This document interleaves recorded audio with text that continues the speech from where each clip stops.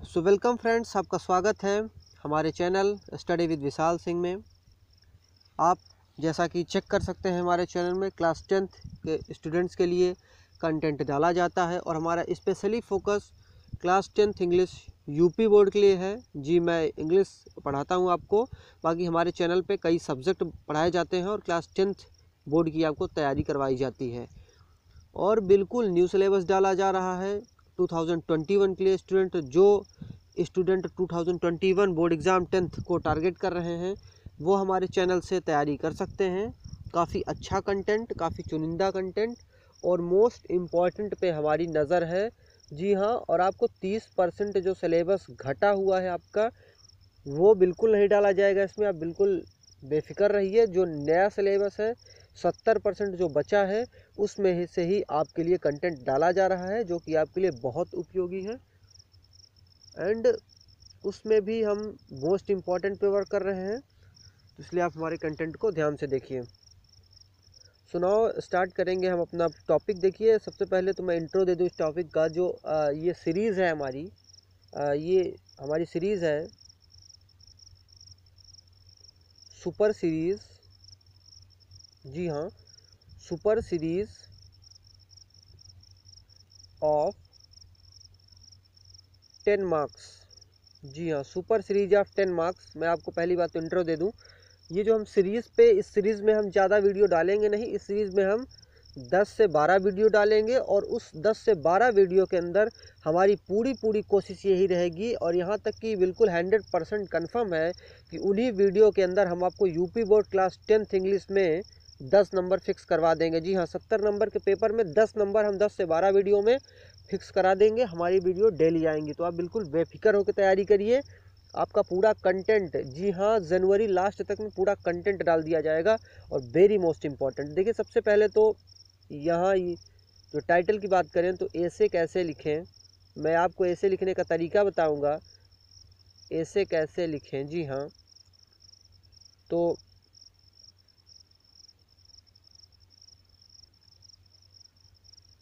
चलिए, तो ऐसे कैसे लिखें। और सबसे पहले ये चीज़ आप जान लीजिए कि यो यूपी बोर्ड के साथ साथ, जी हाँ, यूपी बोर्ड के साथ साथ plus other state board, other state board के लिए भी ये बहुत ही इम्पॉर्टेंट टॉपिक है। जी हाँ, यूपी बोर्ड के साथ साथ अदर स्टेट बोर्ड के भी बच्चे इसको सीख सकते हैं और इसे तैयार कर सकते हैं। उनके लिए भी बहुत बेनिफिशियल होने वाला है। तो चलिए, एक चीज़ और नोटिस कर लीजिए। ये जो ऐसे है, ये स्पेशली तो हमारा टारगेट 10th को टारगेट कर रहे हैं।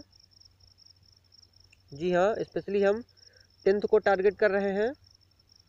उसके बाद इसको 9th के स्टूडेंट भी देख सकते हैं, 10th के स्टूडेंट भी देख सकते हैं, 8th के स्टूडेंट भी देख सकते हैं, 11th के स्टूडेंट भी देख सकते हैं और यहाँ तक कि 12th के स्टूडेंट भी इसको देख सकते हैं। तो ये आप समझ सकते हैं कितना इम्पोर्टेंट टॉपिक है। और अगर मैं हर स्टेट की बात करूं तो कहीं ना कहीं हर स्टेट में ये जो कंपोजिशन रहता है, ऐसे किसी स्टेट बोर्ड में 5 नंबर, कहीं 6 नंबर, कहीं 7 नंबर, कहीं 8 नंबर। हर स्टेट बोर्ड में हर बोर्ड ऐसे पूछता है, हर क्लास में ऐसे पूछा जाता है। तो समझ सकते हैं कितना कितना महत्वपूर्ण इंपॉर्टेंट टॉपिक हम आपके लिए लेके आए हैं स्टडी विद विशाल सिंह के माध्यम से। तो चैनल आप बिल्कुल सब्सक्राइब कर लीजिए, क्योंकि इसमें जितना कंटेंट मैं डालने वाला हूँ बहुत ही इंपॉर्टेंट होंगे। हमारी नज़र यही है कि आपको फुल में से फुल मार्क्स दिलाना है। तो ये समझ सकते हैं आप कितना कितना इम्पॉर्टेंट कंटेंट है। तो ये बहुत ही इम्पॉर्टेंट कंटेंट। स्टार्ट करें हम ऐसे, जैसा कि मैंने आपको बताया, और the title of our series super series of 10 marks. And ये है very most important topic for all class, for all board. तो आप समझ सकते हैं, लेकिन फिर से मैं बता दूं, हर बोर्ड के लिए, हर क्लास के लिए इम्पॉर्टेंट है। कोई भी board, UP board, MP board, Jharkhand board, Delhi board, Haryana board, जितने बोर्ड हैं, जितनी क्लास हैं, बहुत इंपॉर्टेंट है। स्पेशली अगर मैं यूपी बोर्ड की बात करूं तो यहाँ से 6 मार्क्स के क्वेश्चन आते हैं क्लास 10th में। जी हाँ, 6 मार्क्स के क्वेश्चन आते हैं हर साल। और ये मैं बताऊंगा कि किस किस साल में ये ऐसे पूछा जा चुका है। और तो मैंने बता दिया कि हर स्टेट, हर क्लास के बच्चे तैयारी कर सकते हैं। बट अब प्रॉपर अगर यूपी बोर्ड की हम बात करें तो यूपी बोर्ड में ये जो ऐसे है, this question in UP board, यह क्वेश्चन यूपी बोर्ड में कितनी बार आया है, तो आप देख सकते हैं कितना इंपॉर्टेंट टॉपिक है। 2013, 2014, 2015, 2016, 2017, 2018, 2019 और 2020। तो आप आंकड़ा लगा लीजिए कि 1, 2, 3, 4, 5, 6, 7, 8 साल से लगातार ये सवाल पूछा जा चुका है। आप इस टॉपिक का अंदाजा लगा सकते हैं कि कितना इंपॉर्टेंट टॉपिक है। मैं इस टॉपिक के अंदर आपको ऐसे लिखना सिखाऊंगा, ऐसे लिखने का तरीका बताऊंगा, ऐसे कितने वर्डों का होना चाहिए, हमारी हेडिंग कैसी होनी चाहिए, हमारा अपीयरेंस कैसा होना चाहिए, पूरी चीज़ डिफाइन करूंगा। तो चलिए, तो सुपर सीरीज ऑफ 10 मार्क्स का ये पहला पार्ट ये अपलोड होने जा रहा है, अपलोड हो चुका है, इसे आप देख रहे हैं। इसके बाद इस पे पार्ट बाय पार्ट आते रहेंगे और इन सारे पार्टों को आप ज़रूर देखिए, जिससे आपके 10 नंबर तो एटलीस्ट क्लियर हो जाएं। यूपी बोर्ड की मैं बात कर रहा हूँ, बाकी हर बोर्ड में आपके 10 या 10 से ज़्यादा नंबर कंफर्म होने वाले हैं। तो चलिए, सबसे पहले जो हमारा बहुत ही इंपॉर्टेंट टॉपिक ऐसे के अंदर उठता है, माई बेस्ट टीचर। जी हाँ, और कॉमा लगा के मैंने लिखा है एन आइडियल टीचर। तो देखिए, इससे आपको घबराना बिल्कुल नहीं है कि ये माई बेस्ट टीचर और आइडियल टीचर दो हेडिंग कैसे है। इस तरह देखिए, आपको निबंध लिखा हुआ आएगा, पेपर में लिखा रहेगा माई आइडियल टीचर, माई आइडियल स्कूल, माई आइडियल फ्रेंड। तो उसमें से आपको एक टॉपिक पर निबंध लिखना होता है। तो अगर माई बेस्ट टीचर आए या फिर दूसरे नाम से भी आ सकता है एन आइडियल टीचर, दोनों का मतलब वही हुआ, मेरे प्रिय सर और मेरे आदर्श अध्यापक, दोनों चीज़ एक ही है। तो सबसे पहले एक चीज़ समझ लीजिए कि ये जो आप निबंध लिखते हैं, उसको जिस तरीके से आप अभी तक लिखते थे उसको भूल जाइए। ये बिल्कुल बेस्ट तरीका मैं बताने जा रहा हूँ। जैसे आप निबंध लिखते होंगे तो 100-200 वर्ड एक तरह छाप दिए, ये बिल्कुल गलत तरीका है। हमारी जो निबंध होनी चाहिए, हमारा जो निबंध लिखने का बेस्ट तरीका है वह हेडिंग वाइज होना चाहिए। जी हाँ, हेडिंग वाइज होना चाहिए, और यही एक प्रॉपर सिस्टम है निबंध लिखने का जो मैं आपको बताने जा रहा हूं। तो चलिए, सबसे पहले आप देख सकते हैं हमारे पास इंट्रोडक्शन है। इंट्रोडक्शन मैंने, ओके एक मिनट, इसको थोड़ा इंट्रोडक्शन यहाँ डालना चाहिए, मैंने यहाँ डाल दिया है, कोई दिक्कत नहीं। सबसे पहले निबंध लिखने का सिस्टम पे देखेंगे हम, निबंध क्या है, निबंध कैसे लिखें, और बाद में देखेंगे तरीका निबंध लिखने का शुरू कैसे करते हैं। तो देखिए, ज़्यादातर तो आपको लिखा हुआ मिलता है हेडिंग्स, जो निबंध लिखा रहेगा, जैसे माई आइडियल स्कूल, माई स्कूल, उसके नीचे हेडिंग रहेंगी कि इंट्रोडक्शन, फिर जो मतलब उसके बारे में, तो टीचर के बारे में क्या है, introduction, his dress and appearance, उसके वस्त्र और उसका कैसे दिखते हैं वो, नेचर, उनकी प्रकृति कैसी है, हिज मेथड ऑफ टीचिंग, उनके पढ़ाने का तरीका, क्वालिटी मतलब उनमें क्या गुण हैं, क्या अच्छाई हैं, क्या बुराई हैं, मतलब एक टैलेंट टाइप का, कंक्लूजन, निष्कर्ष, मतलब लास्ट में कुल मिला के हमें निचोड़ के रख देना है। तो हेडिंग आपको नहीं भी मिलती तो आप हेडिंग, ये हेडिंग लिख के आ सकते हैं बोर्ड में। स्पेशली मैं यूपी बोर्ड की अगर क्लास 10 की बात करूं तो वहाँ पे तो आपको हेडिंग ज़रूर मिलती हैं। 3 से 4 निबंध आएंगे, उसमें से एक लिखना रहेगा, और हर निबंध के नीचे आपको हेडिंग दिए रहेंगी, तो आपको हेडिंग ढूंढने की ज़रूरत नहीं है, लेकिन फिर भी आप इसको माइंड में रखिए कि हमें इस तरह हेडिंग बनानी है। तो किसी भी निबंध लिखने से पहले हमें उसके हेडिंग के बारे में, कौन कौन सी हेडिंग है, किस किस हेडिंग पे हमें कितना लिखना है, वो जानना हमारे लिए बहुत ही ज़रूरी है। चलिए, तो सबसे पहले हमारे पास है इंट्रोडक्शन। उसके बाद इंट्रोडक्शन, पहला हमारे पास इंट्रोडक्शन। देखिए, मैं स्पेशली अगर यूपी बोर्ड की बात करूं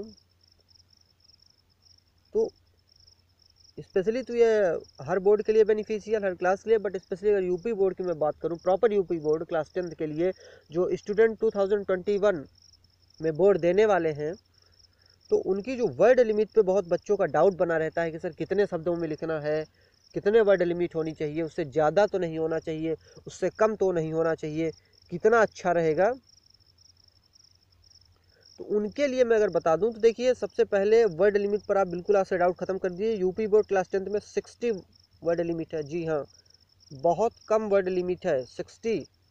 60 शब्दों में अपने निबंध को आपको पिरोना है, 60 शब्दों में अपने निबंध को आपको लिखना है। तो सबसे पहले देखिए, निबंध इंट्रोडक्शन में डाल दिया, हर टॉपिक पे हमें कितने वर्ड लिखने हैं, और मैं तो देखिए बात करूं तो मैं कम से कम 100 वर्ड में आपको निबंध बताऊंगा, जिससे आप भूलते भूलते भूलते भूलते, जैसे मैंने बताया आप 2 घंटे बाद कोई और काम करने लगे, भूल गए, धीरे धीरे भूलते भूलते एटलीस्ट आप कितना भी अगर वीडियो आप मन लगा के देखे हैं और एक बार इसको कॉपी में लिख लीजिए या फिर याद कर लीजिए, तो भूलते भूलते भी 60 वर्ड तो आपको बचेगा ही बचेगा, जिसमें आपको फुल में से फुल मार्क्स मिलने वाले हैं। इसलिए मैं 100 वर्ड्स में आपको बताने वाला हूँ। तो सबसे पहले हेडिंग डाल लें। पहली हेडिंग हमारे पास है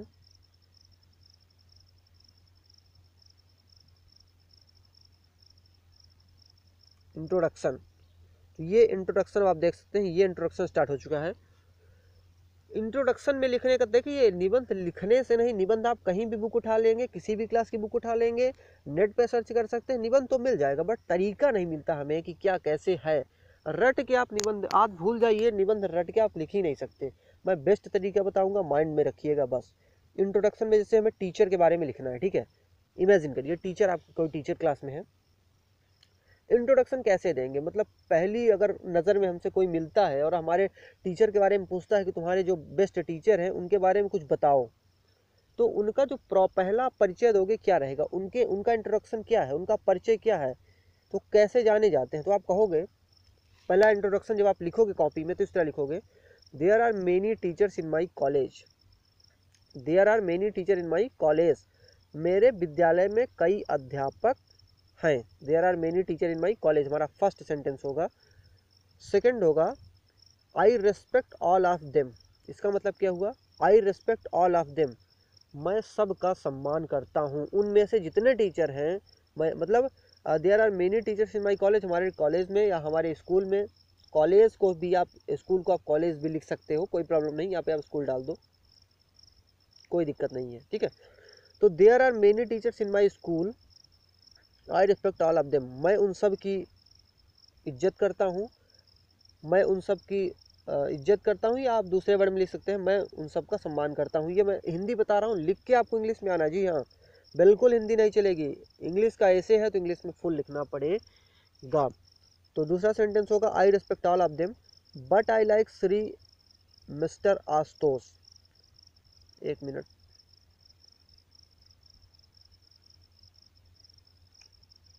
आई respect all of them but I like Shri या मिस्टर, देखिए इसमें से मैंने ये लगाया है, तो आप चाहे श्री यूज़ कर लीजिए चाहे मिस्टर, दोनों, आपका डाउट आपसे आज से ख़त्म हो जाएगा। कुछ लोग सोचते होंगे श्री ज़्यादा अच्छा है कि मिस्टर ज़्यादा अच्छा है, दोनों सही है, आप दोनों यूज़ कर सकते हो। तो मान लीजिए मैं मिस्टर यूज़ करता हूँ, तो मिस्टर आशुतोष श्रीवास्तव, देखिए मेरे टीचर हैं, आपके जो टीचर हों, जो बेस्ट टीचर आपको लगे अपने स्कूल में, या फिर आप अपना जिन्हें आइडियल टीचर मानते हों, तो इस नाम की जगह आप अपना नाम लिख सकते हैं, जो मेरे बेस्ट है मैंने उनको लिख दिया, तो मिस्टर आशुतोष श्रीवास्तव। अगली हेडिंग होगी, ही इज़ एन MALT, ये उनकी क्वालिफिकेशन है, जो आपके टीचर की क्वालिफिकेशन हो, या फिर आप इसको भी लिख सकते हैं। बोर्ड एग्जाम में इतना कोई नहीं माइंड कर सकता, बस लिखने का तरीका बेस्ट होना चाहिए, तो आप लिख सकते हैं he is an MA, he is an LLB, he is an BEd, मतलब जो आपके टीचर ने किया है, जो डिग्री उनके पास है।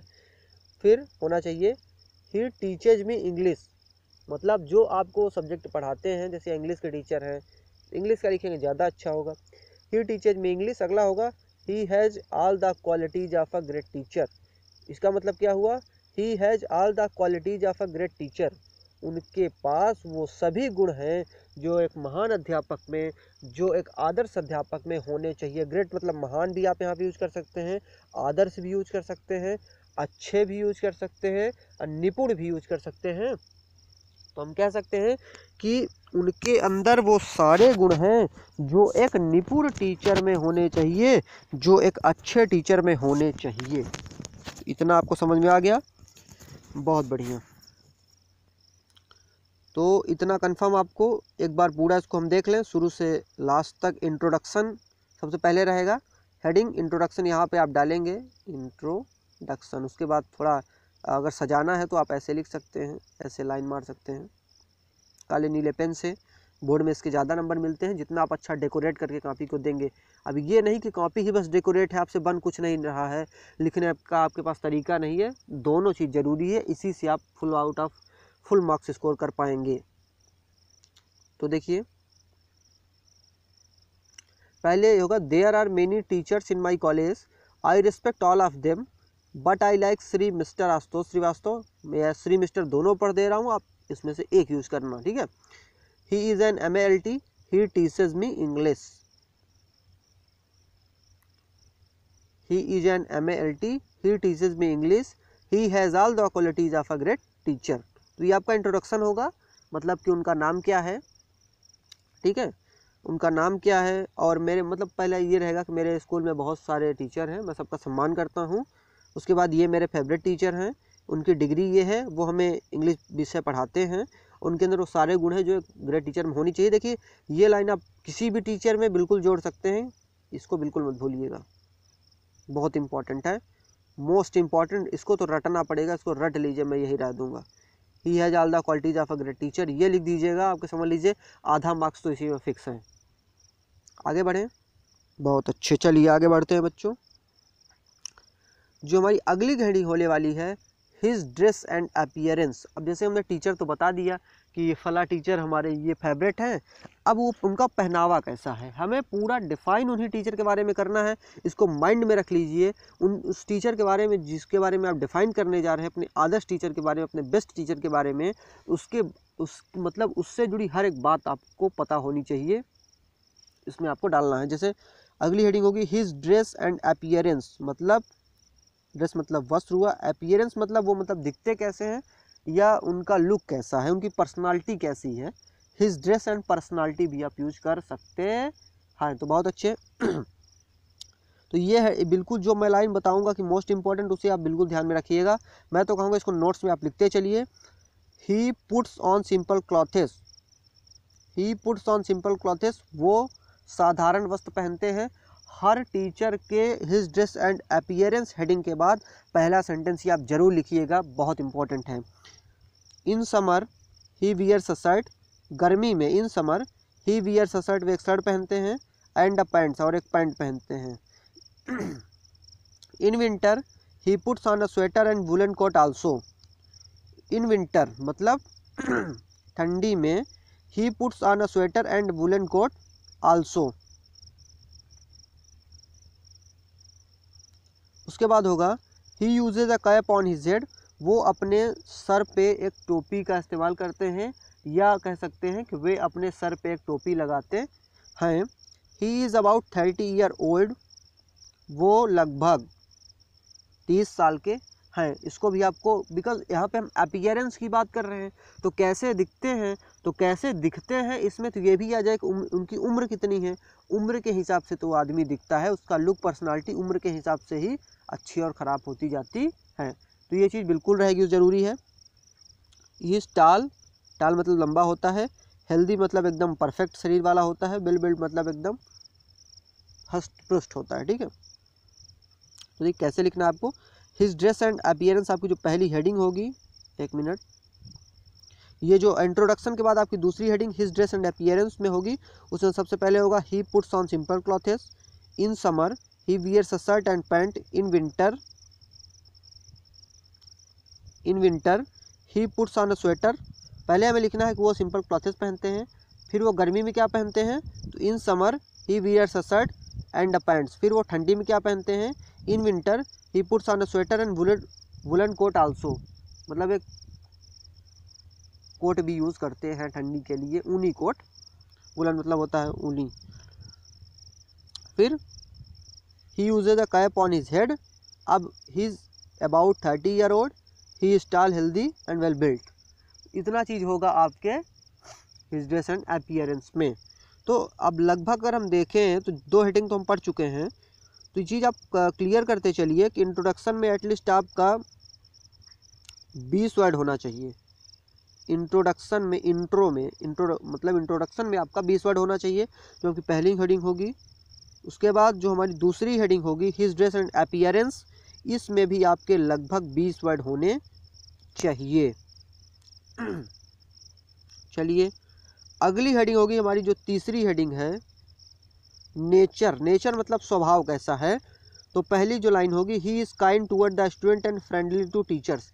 देखिए मैं 100 वर्ड का इसीलिए बता रहा हूँ कि जो आपको डिफ़िकल्ट मीनिंग लगे, जो आपको सेंटेंस ज़्यादा कठिन लगे या फिर इतना ज़्यादा याद ना हो पाए, है तो बहुत कम देखिए। अगर आप 10th के स्टूडेंट हैं और आप थोड़ा भी पढ़ाई में इंटरेस्ट है तो आपके लिए बहुत छोटी सी बात है निबंध लिख के आ जाना और उसमें पूरा नंबर पाना। आप आराम से पा सकते हैं, निश्चिंत रहिए। थोड़ी मेहनत ज़रूर करिएगा।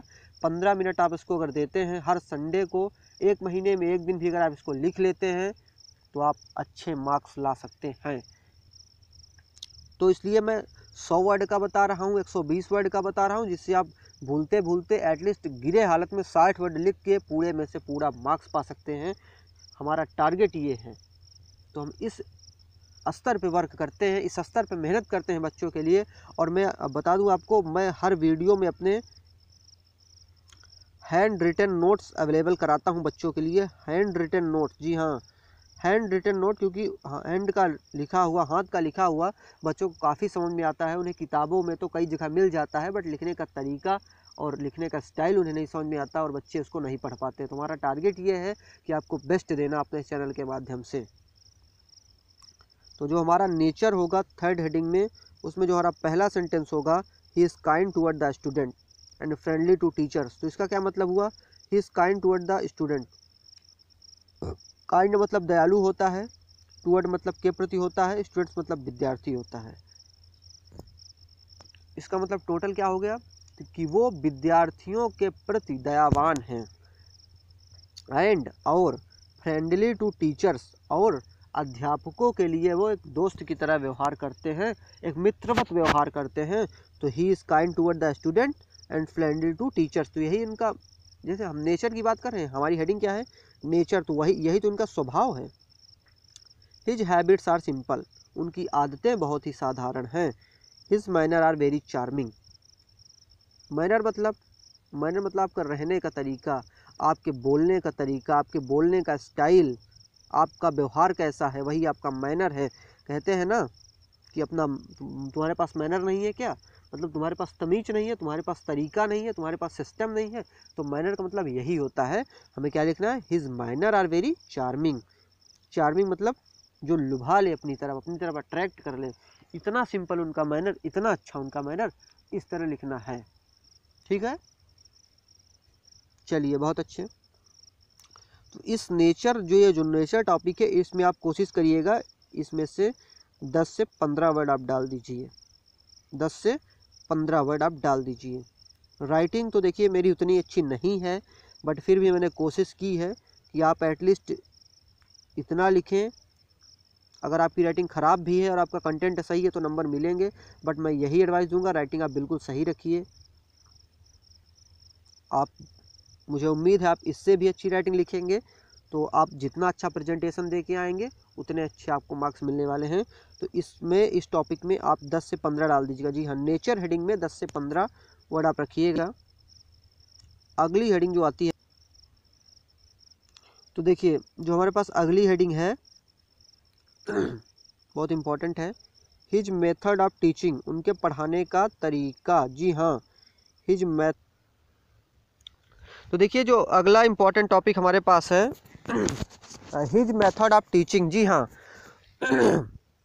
उनके पढ़ाने का तरीका। तो उनके पढ़ाने का तरीका कैसा है?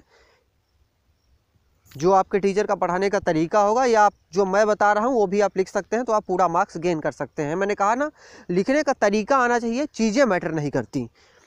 तो his method of teaching is effective, उनके पढ़ाने का तरीका असरदार है। बहुत सही सर, आप टीचर हैं तो असरदार तो होगा ही। अगर आपके आइडियल टीचर हैं, आप उन्हें पसंद करते हैं मतलब इतने अच्छे होंगे तब आप उन्हें पसंद करते हैं। तब अगर अच्छे हैं तो अच्छा पढ़ाते भी होंगे। तो मतलब हिज मेथड मतलब तरीका, टीचिंग मतलब पढ़ाने का, इफेक्टिव मतलब असरदार। तो पूरा हो गया, his method of teaching is effective. अगली लाइन होगी हमारे, his lessons are very interesting. Lessons मतलब क्या होता है? लेसन्स मतलब पाठ होता है। लेसन्स मतलब पाठ होता है। वेरी मतलब बहुत होता है। इंटरेस्टिंग मतलब एक इंटरेस्टिंग का अगर मीन समझने की हम कोशिश करें कि एक ऐसी चीज़ जहां हमारा मन लगा रहता है, मनमोहक टॉपिक। तो उनका जो पाठ होता है पढ़ाने का, जो पाठ वो पढ़ाते हैं, बच्चों का इंटरेस्ट उसमें बराबर बना रहता है, बराबर उनका मन लगा रहता है। तो चलिए अगली लाइन हमारी है, ही हैंडल वीकेस्ट स्टूडेंट यूजुअली। इसका मतलब क्या हुआ, अगली हेडिंग आप बिल्कुल यही लिख के आएंगे। देखिए मैं तो कह रहा हूँ कि अगर आप जो मैं बता रहा हूँ उसको एज इट आप अगर कॉपी करके आए तो 6 में से अगर आपने बेस्ट प्रेजेंटेशन दिया तो 6 नंबर, नहीं तो एटलीस्ट 5 से 5.5 नंबर तो आप उसमें गेन करके ही आओगे, बिल्कुल। तो ही हैंडल वीकेस्ट स्टूडेंट यूजुअली, देखिए इसका मतलब ये हुआ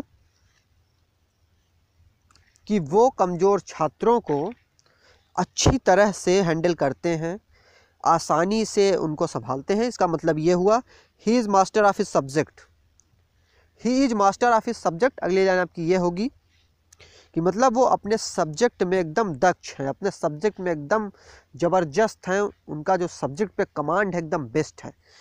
तो पूरी एक बार हेडिंग देख लें, his method of teaching, his method of teaching is effective, his lessons are very interesting,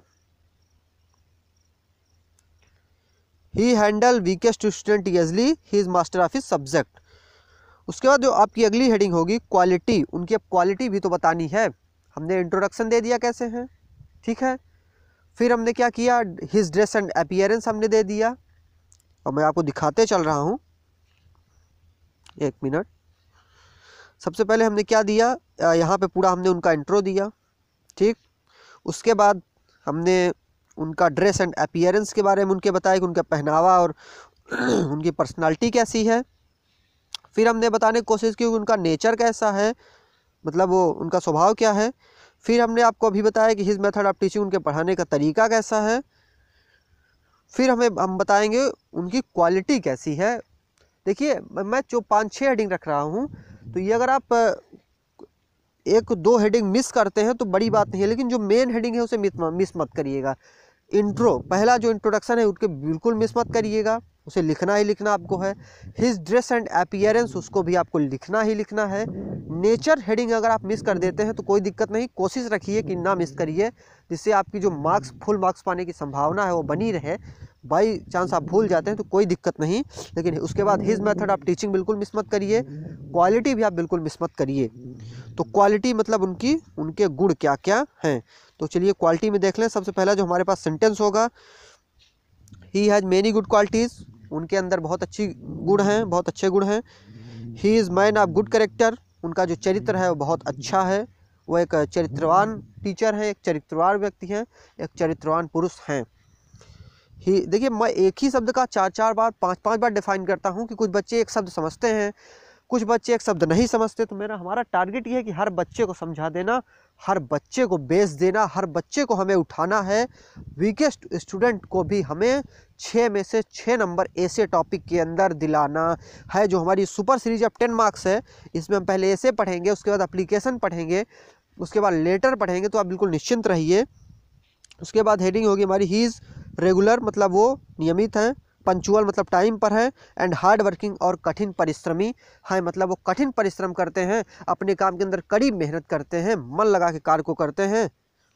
तो आप भी मन लगा के कार्य करिए, आपको भी एक आदर्श स्टूडेंट बनना है, आपको भी अच्छे मार्क्स लाने हैं, आपको भी जीवन में आगे जाना है। तो ये सारी क्वालिटी आप भी डेवलप करिएगा।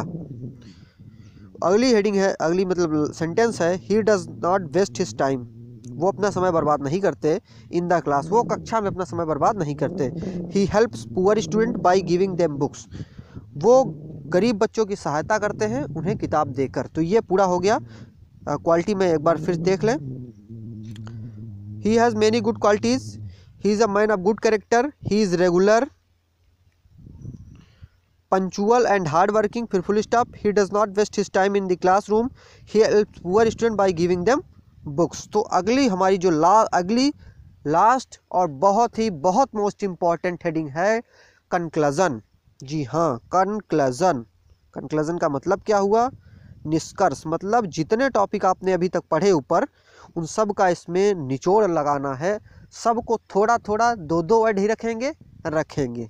चलिए, तो माई ideal teacher has many good qualities, ये मैंने कहाँ से उठाई है, ये मैंने इंट्रोडक्शन से। देखिए कंक्लूजन लिखने का मैं एक नकल तरीका बता रहा हूँ, अगर आप ऐसा भूल जाते हैं कि अब कंक्लूजन में कुछ नहीं समझ में आ रहा है, देखिए हमारा टारगेट ये है ना कि आप थोड़ी भी मेहनत कर लें, ज़्यादा से ज़्यादा मार्क्स पा जाएँ।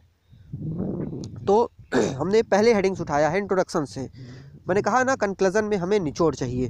तो माई ideal teacher has many good qualities, हमारे आदर्श अध्यापक में बहुत सारे अच्छे गुण हैं। ही हैंड्स एवरीथिंग वेरी ईजली, अब मैंने ये कहाँ से उठा लिया, मैंने ये क्वालिटी से उठा लिया। तो ही हैंड्स एवरीथिंग वेरी ईजली। अगली है he is master of his subject, ये मैंने कहाँ से उठाया है, ये मैंने उठाया है his method of teaching heading से। तो he is master of his subject, वो अपने विषय में दक्ष हैं, अपने विषय में एकदम पारंगत हैं। आई लाइक हिम मोस्ट, मैं उन्हें अत्यधिक पसंद करता हूँ। तो ये हमारा टॉपिक ख़त्म हुआ फ्रेंड्स। धन्यवाद। अगर आपको कोई क्वेरी है, कोई प्रॉब्लम इससे रिलेटेड है तो आप बिल्कुल हमें कमेंट करिए। निष्फिक्र हो के आप हमारे वीडियो पे देखिए, उन्हें समझिए, लिखिए, रिवीजन करिए। हमारा टारगेट है आपको ज़्यादा से ज़्यादा नंबर दिलाना। और जितने मैं टॉपिक डालूंगा समझ लीजिए बहुत ही बहुत मोस्ट इंपॉर्टेंट टॉपिक में डालूंगा, जैसा कि मैंने आपको अभी ऊपर दिखाया भी था। ये देखिए, ये आप बिल्कुल मत डरिएगा सर इतनी बड़ी स्लाइड है, इतना ज़्यादा। देखिए मैंने कितना गैप भी दिया है बच्चों, यहाँ से यहाँ तक का गैप, फिर यहाँ से यहाँ तक का गैप, तो काफ़ी बड़ा बड़ा इसलिए लिखा है कि आपको अच्छी तरह समझ में आए। ये मैं अगर आपको एक बार और दिखा दूं तो ये यूपी बोर्ड क्लास 10 में कितनी बार रिपीट हुआ है, 2013, 2014, 2015, 2016, 2017, 2018, 2019 और 2020, मतलब 7-8 साल से जो टॉपिक आ रहा है वो बिल्कुल आएगा अगली साल। तो आप इसको मेहनत करिए। So thank you friends, video करते हैं ख़त्म। धन्यवाद।